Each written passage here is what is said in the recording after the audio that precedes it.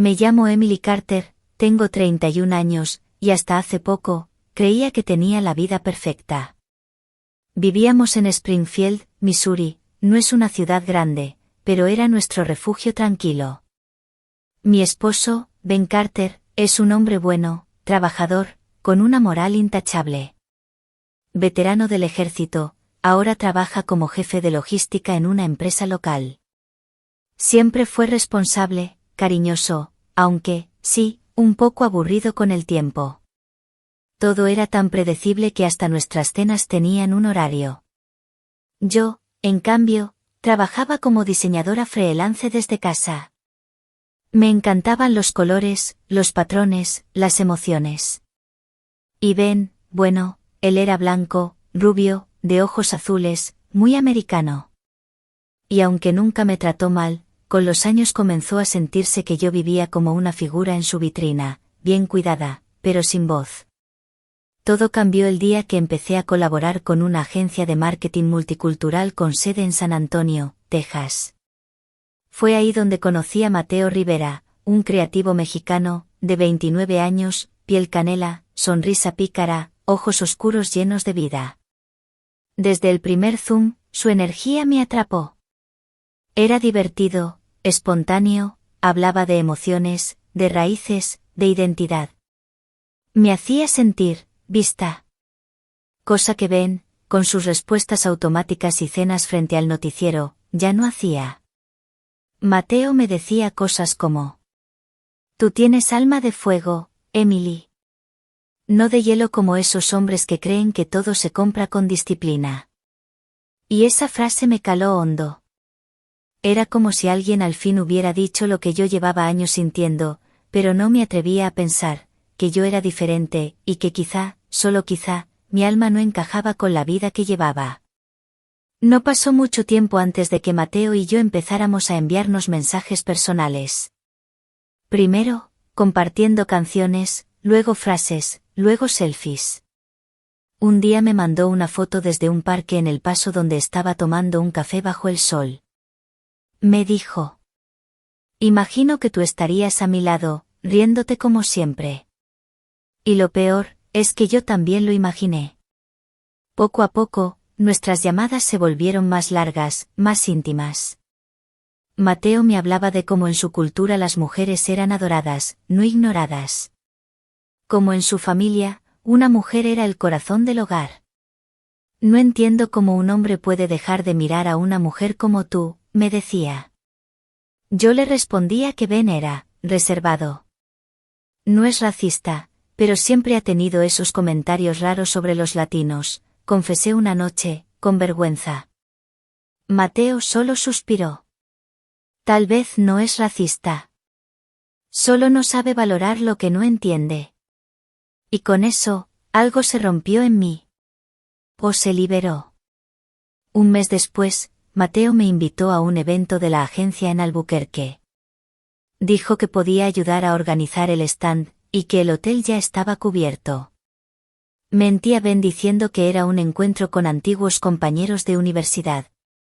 Te lo mereces, me dijo Ben, sin siquiera mirar, diviértete. Y vaya que me divertí.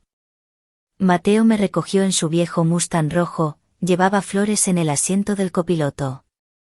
Para la reina del diseño, dijo, guiñándome el ojo. Esa noche, en el hotel, entre risas, tequila, y canciones que no entendía pero sentía, me besó. Y yo no lo detuve. No dormimos juntos esa noche. Al menos no de la forma que uno pensaría. Después del beso, me aparté bruscamente. No puedo, susurré, temblando.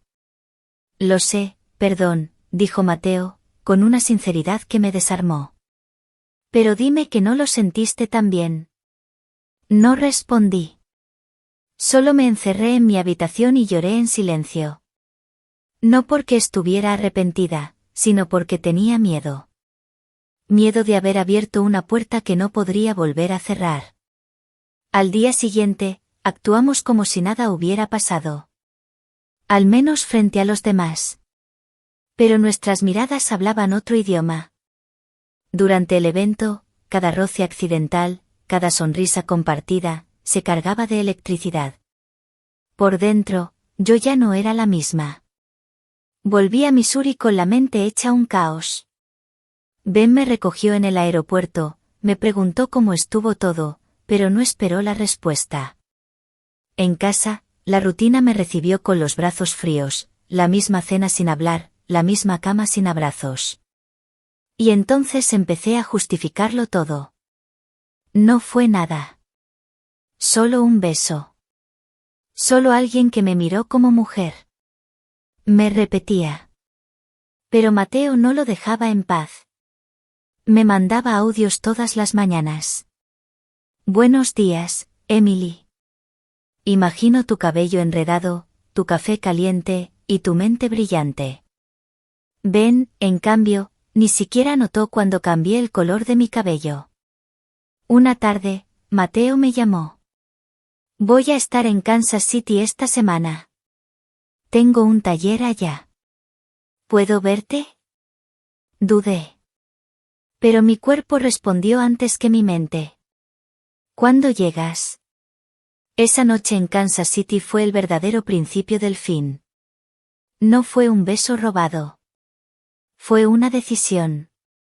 Mateo me esperó en un Airbnb sencillo pero cálido. Me abrazó como si lo hubiera estado esperando desde siempre. Me miró como si fuera arte. Hicimos el amor lentamente, sin prisa, como si el mundo no existiera más allá de esas 4 paredes. Al despertar, él preparó huevos rancheros. Mi mamá me enseñó, dijo, sonriendo. Aunque los de ella pican más. Yo reí como no reía desde años. Me sentía deseada, viva, nueva. Y también, culpable. Cuando volví a casa, Ben no estaba. Había salido de viaje por trabajo. Todo estaba en silencio, pero en mi pecho retumbaba un estruendo. Miré nuestra foto de bodas en la repisa y, por primera vez, me pregunté. ¿Elegí bien? Esa noche recibí un mensaje de Mateo. Si el amor tuviera color, tú no serías blanco y negro.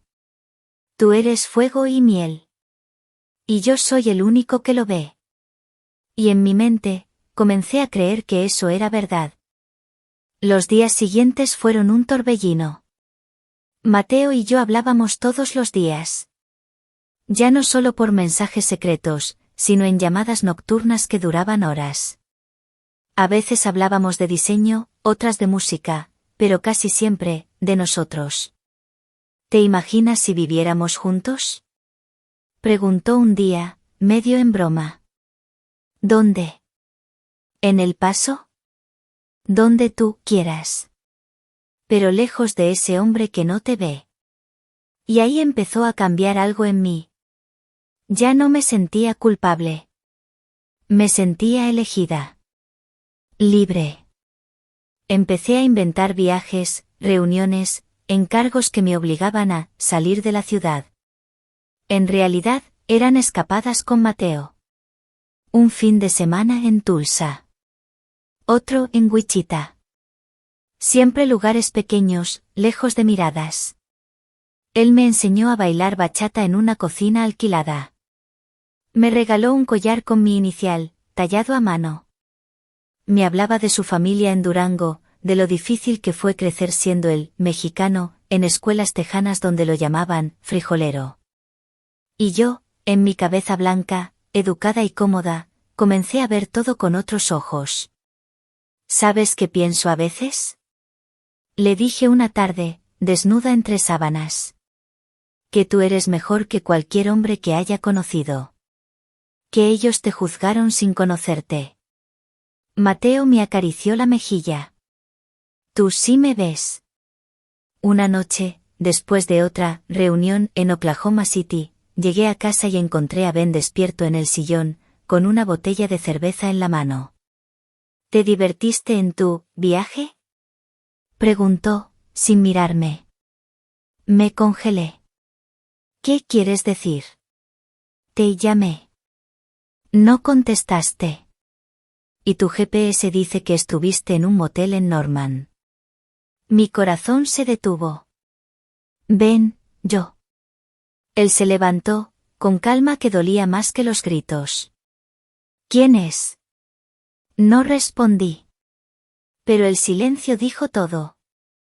Sabes, dijo, dejando la botella sobre la mesa, pensé que eras mejor que esto. Que al menos si ibas a destrozarlo todo, tendrías el valor de admitirlo. Y entonces solté la frase que todavía me persigue. ¿Y tú? ¿Alguna vez pensaste que no era suficiente vivir como tu empleada sin sueldo? ¿O solo te molestó que no fuera con otro blanco? Ben se quedó mudo. Fue la primera vez que le dije algo así. Que le lancé la palabra blanco, como si fuera una acusación. Así que eso es, dijo al fin. Te acostaste con él porque no soy como tú, nuevo hombre latino. ¿Eso te hace mejor persona? Yo me encerré en el cuarto, y él se fue a dormir al sofá. Esa noche no dormí. Porque por primera vez, no estaba segura de si era la víctima o la villana. Después de aquella noche, el silencio se instaló entre Ben y yo como un muro invisible. Ya no me preguntaba nada. Ya no me miraba. Solo compartíamos el techo. Dormía en el sofá. Yo, en nuestra cama, sola. Mateo lo notó de inmediato. ¿Él sabe? Preguntó en nuestra siguiente llamada. Sospecha. ¿Y tú qué vas a hacer? Esa pregunta me taladró por días. Porque no lo sabía. Porque aunque decía sentirme libre con Mateo, una parte de mí seguía mirando a Ben, preguntándose si él no había sido solo una víctima de mi frustración. Una tarde, salí a caminar. Terminé frente a la vieja biblioteca pública de Springfield. Allí, en una mesa del rincón, vi a Ben sentado. Leyendo. Con expresión tranquila. Había algo en su rostro que no reconocía. Paz. O resignación. Me acerqué. ¿Te molesta si me siento? Pregunté, como si fuéramos dos extraños. Él cerró el libro, lo dejó a un lado. Haz lo que quieras, Emily. Siempre lo haces. Sus palabras no fueron agresivas. Solo, verdaderas. Ben, yo no quería que esto pasara. Claro que querías. Nadie tropieza y cae en otra cama 3 veces. Me mordí los labios. Es que contigo todo era predecible. Ben asintió. Sí. Porque la estabilidad no es sexy. Pero yo pensaba que tú querías eso. Una vida sin sobresaltos. Una familia. Un plan. Y Mateo me hizo sentir viva. ¿Y por qué necesitas otro hombre para sentir eso? Esa frase me golpeó como un ladrillo en el pecho. No su tono, no su mirada, sino la verdad detrás de ella.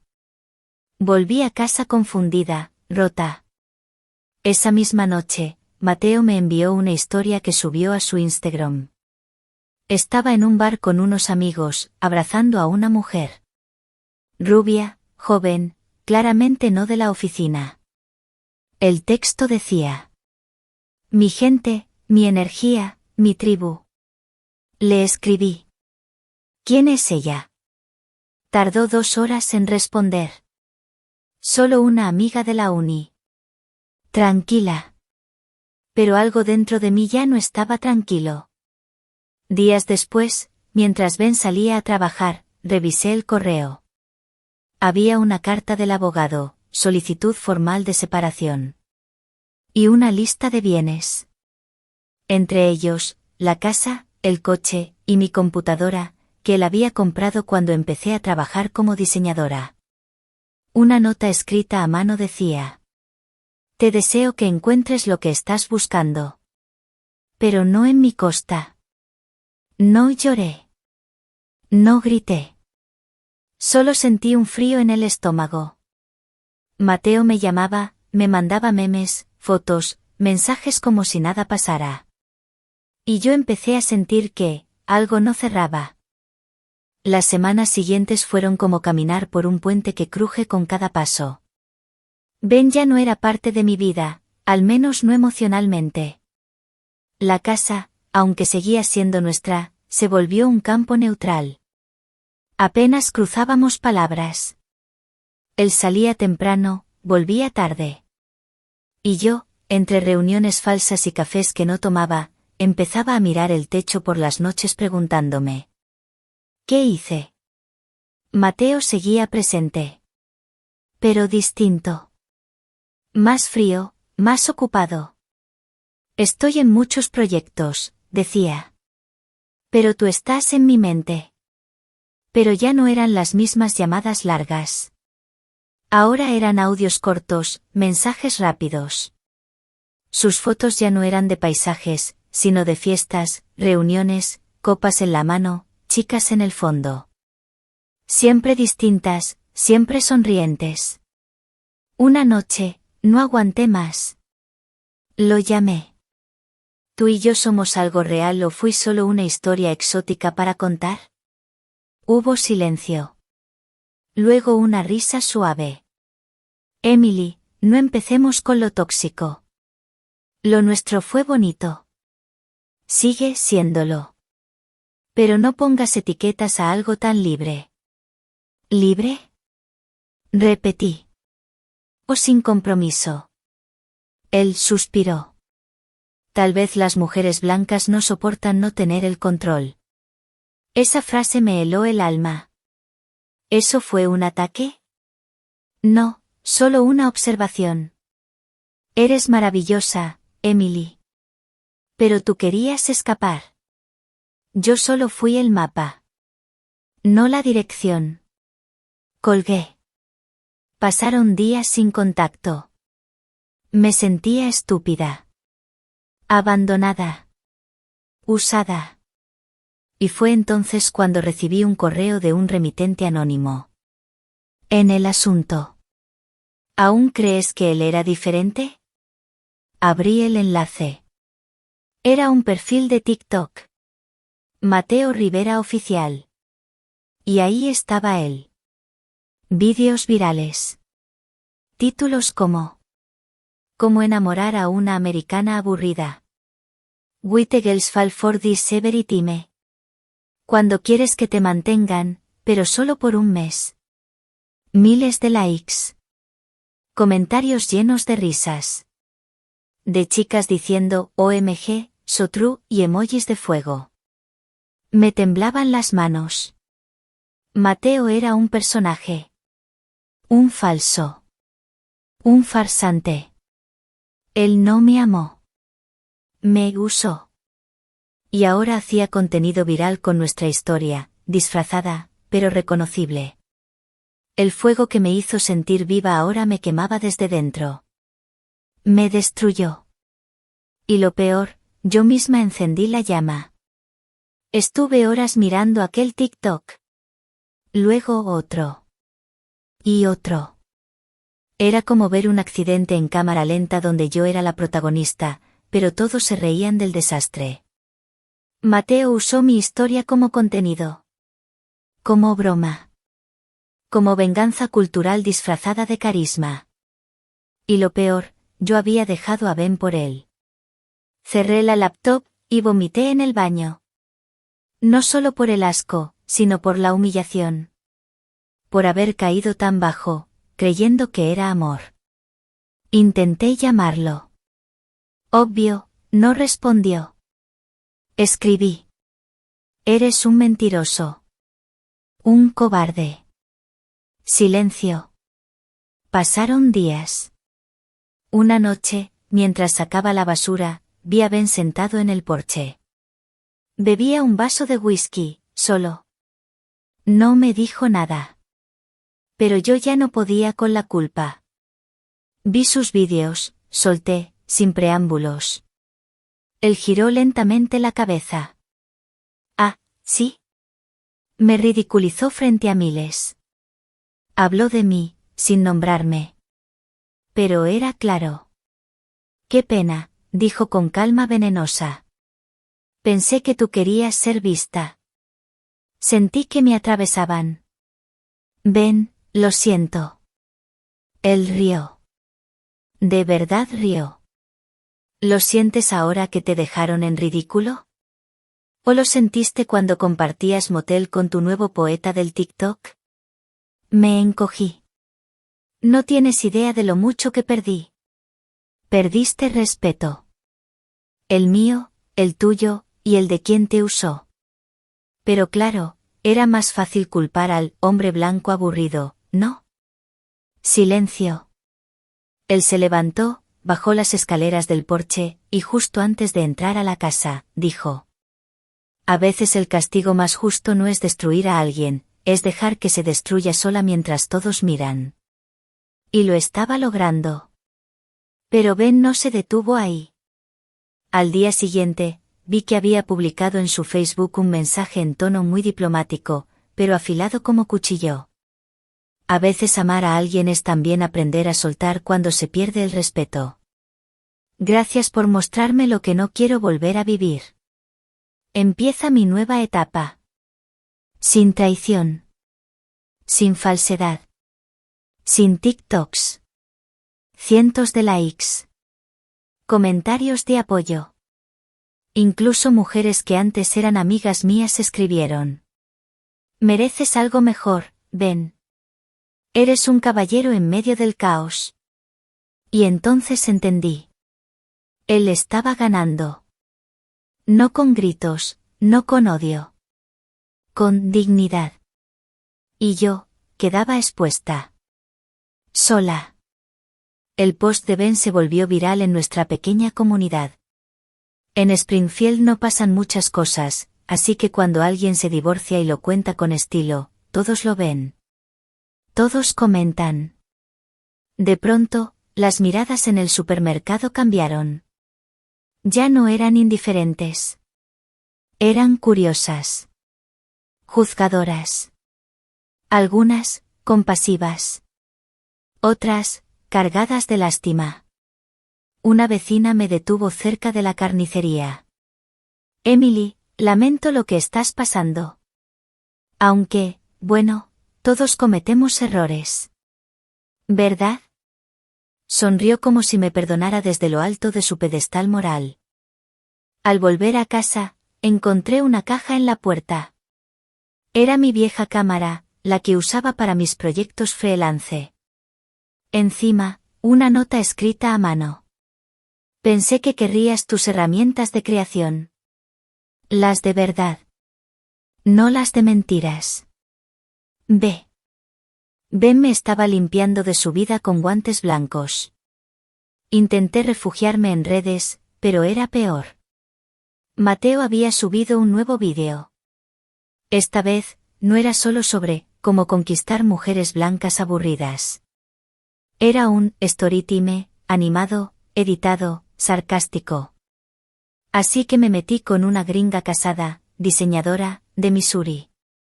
Decía que su esposo era frío. Pero tenía Apple Watch, SUV y casa propia. ¿Frío o aburrido con dinero? Risas. Likes. Comentarios. Te amo, bro. Cuenta la parte del motel jajaja. Mis mejillas ardían. El collar con la que él me había regalado, ahora parecía una burla. Llamé a mi amiga Rachel, una de las pocas que todavía me hablaban. No puedo más, Rach. Me está destruyendo. Hubo un silencio. Emily, te lo digo como amiga. Lo que hiciste estuvo mal. Pero lo que él está haciendo ahora es abuso. Y exposición. Eso no es justo. ¿Y Ben? ¿Él también me odia? No. Pero él está sanando. En paz. No necesita destruirte. Solo dejó que tú sola te mostraras. Rachel fue honesta. Más de lo que quería oír. Esa noche, vi cómo Ben borraba nuestras fotos de pareja en su perfil. Subió una nueva. Él en su nuevo apartamento, sonriendo, con una taza de café y un cartel detrás. Paz, primero. Todo lo demás después. El mundo lo aplaudía. A mí, me miraban como el meme de la ex que lo arruinó todo por un Latin lover con ego de TikToker. Y por primera vez en mi vida, me pregunté: ¿será esto lo que merezco? El lunes por la mañana recibí una llamada inesperada. Número desconocido. Contesté. ¿La señora Emily Carter? Sí, ¿quién habla? Oficial Lane, del Departamento de Policía de Springfield. Necesitamos que se presente para una declaración. Se ha iniciado una investigación por difamación y uso no autorizado de imagen. Es respecto a un contenido en redes donde usted parece ser mencionada sin consentimiento. Mi estómago se contrajo. Mateo. Esa misma tarde, me presenté en la estación. Me explicaron que había una denuncia colectiva de 3 mujeres más contra Mateo Rivera. Todas lo conocieron por trabajo. Todas terminaron expuestas en redes como parte de su contenido viral. Una de ellas incluso estaba en proceso de demandarlo civilmente. Su patrón es claro: se involucra emocional o sexualmente con mujeres blancas, las convence de que son especiales, y luego convierte sus historias en entretenimiento, dijo el oficial. ¿Y yo puedo denunciar también?, pregunté con voz temblorosa. Si siente que se utilizó su imagen o parte de su vida privada con fines públicos, absolutamente. Por primera vez en meses, sentí que podía recuperar un poco de control. Esa noche, no pude dormir. No por culpa. Por rabia. Yo le entregué todo a un hombre que me veía como un trofeo, un chiste, una estadística. Al día siguiente, decidí escribir un texto. Largo. Crudo. Sin justificarme. Lo publiqué en mi perfil de Facebook. Me equivoqué. Traicioné a un hombre bueno y caí en la manipulación de alguien que decía valorarme, pero solo me usó. No busco perdón. Solo decir la verdad. Y advertir a otras mujeres: el carisma no es amor. La pasión no es respeto. El color de piel no determina el valor de una persona. Lo que importa es cómo alguien te trata cuando ya no tiene nada que ganar de ti. No pedí apoyo. Pero llegó. Decenas de mensajes. Algunas críticas, sí. Pero también mujeres que decían: gracias por tu honestidad. Yo también creí en un falso galán con discurso romántico. Admirable que lo reconozcas. Y luego, apareció el mensaje que más me desarmó. De Ben. Leí tu publicación. No sé si fue por mí. Pero igual, espero que sanes. De verdad. No era una puerta abierta. Pero tampoco estaba cerrada con llave. Y eso, en ese momento, fue suficiente. Mateo, por su parte, bajó varios vídeos. Uno de los perfiles desapareció. Rumores decían que TikTok lo suspendió por denuncias masivas. Algunas marcas con las que colaboraba empezaron a deslindarse públicamente. Incluso su agencia anunció que había cortado relación con el creador. Y yo, volví a respirar. Las cosas escalaron más rápido de lo que imaginé. Una semana después de mi publicación, una influencer feminista del Medio Oeste compartió mi testimonio en un vídeo titulado Cuando el amor es manipulación, el caso Mateo Rivera. Tenía más de 700,000 seguidores. El algoritmo hizo el resto. En cuestión de días, miles de personas comentaban. Mujeres contaban sus propias experiencias. Algunas reconocían el patrón. Otras decían haber sido contactadas por él. Una incluso subió capturas de pantalla donde Mateo usaba frases casi idénticas a las que me había dicho a mí. Tú eres fuego, no hielo. Eres diferente a todas las demás. La bomba estalló. En Twitter, _Mateo Rivera empezó a ser tendencia. Las marcas con las que trabajaba lo bloquearon. Un podcast que había grabado se bajó antes de emitirse.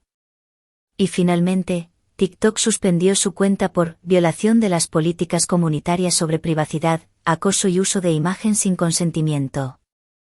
Lo que más me sorprendió fue su reacción. No fue una disculpa. Fue una historia en Instagram, grabada desde su coche, con gafas oscuras, diciendo: "El sistema no soporta a los latinos que dicen la verdad. Les molesta que tengamos voz. Les molesta que juguemos su juego y lo ganemos. Cinismo puro". Pero ya nadie lo compraba. Debajo, los comentarios eran demoledores. No es racismo si tú grabaste a mujeres sin permiso. Tu ego es más grande que tu empatía. Si eso es ser real, qué bueno que ya no estás en mi feed. Y entonces, llegó el golpe final. Una de las mujeres afectadas, abogada de derechos civiles, anunció que presentaría una demanda colectiva. Habían reunido pruebas, testimonios, vídeos descargados, capturas. Todo. Y yo estaba incluida como una de las piezas clave. Me ofrecí a testificar. Ya no por venganza.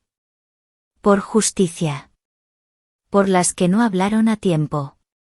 En paralelo, mi vida comenzó a ordenarse. Me mudé a un pequeño departamento cerca del centro. Nada lujoso, pero mío.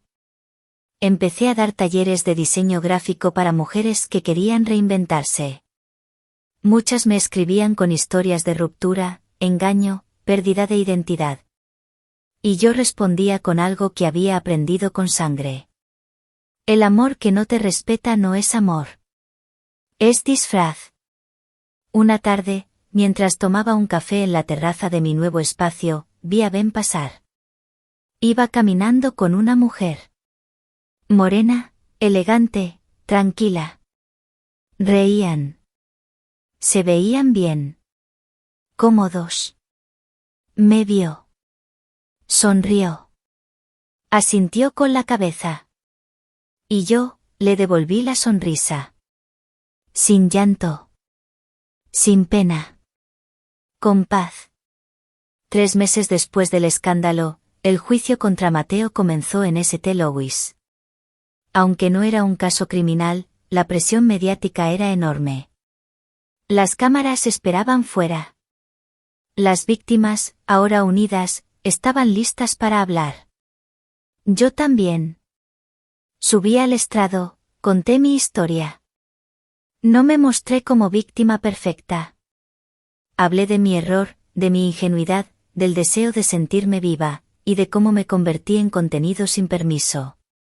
Mateo, sentado con su abogado, no levantó la mirada una sola vez. Al salir de la sala, no esperé las cámaras. No quería fama. Solo cerrar el ciclo. La sentencia llegó semanas después. Debía pagar una suma considerable por daños morales, retirar todos los contenidos, y tenía prohibición legal de usar nombres o referencias relacionadas con cualquiera de nosotras. Además, perdió su visa de trabajo. Se anunció su inminente deportación por fraude migratorio y conducta inapropiada hacia ciudadanas estadounidenses. Justicia servida. Fríamente. Sin gritos.